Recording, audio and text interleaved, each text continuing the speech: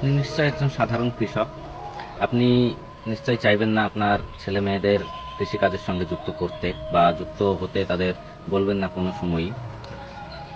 এখনকার সময় দাঁড়িয়ে কোনো কৃষকই তার ছেলে মেয়েদের কৃষিকাজের সঙ্গে যুক্ত হওয়ার জন্য বলে না।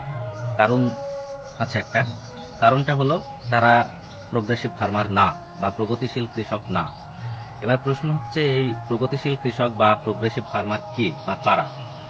আমরা প্রোগ্রেসিভ ফার্মার বা প্রগতিশীল কৃষকে নিজেদের কিভাবে রূপান্তরিত করব, বা রূপান্তরিত যদি করেও ফেলি বা করি, তাহলে আমাদের কি কি সুবিধা আছে, আমাদের কি কি লাভ হবে। তো একজন প্রগতিশীল কৃষক কে বা কারা, তার কি কাজ, তারা কিভাবে কৃষিকাজ করে, সম্পূর্ণটা নিয়েই আমার একটা ভিডিও আসতে চলেছে। ভিডিওটা আপনারা দেখবেন, এখান থেকে অনেক কিছু শেখার আছে। একটা সাধারণ কৃষক হিসেবে তার যে ভুলগুলো থাকে সেই ভুলগুলো এখানে তুলে ধরা হয়েছে, সেগুলো থেকে কিভাবে বেরিয়ে আসা যাবে সেটাও তুলে ধরা হয়েছে। তো এখনকার সময় প্রগতিশীল কৃষক না হলে কৃষিকাজ করে আর যাই হোক কিছু হবে না। অনেক কৃষক আছে, আমার চোখের সামনেও আছে, আমি যাদেরকে দেখেছি, যারা শুধুমাত্র এই প্রগতিশীল কৃষক হওয়ার জন্যই তারা আজকে খুব ভালো জায়গাতে আছে।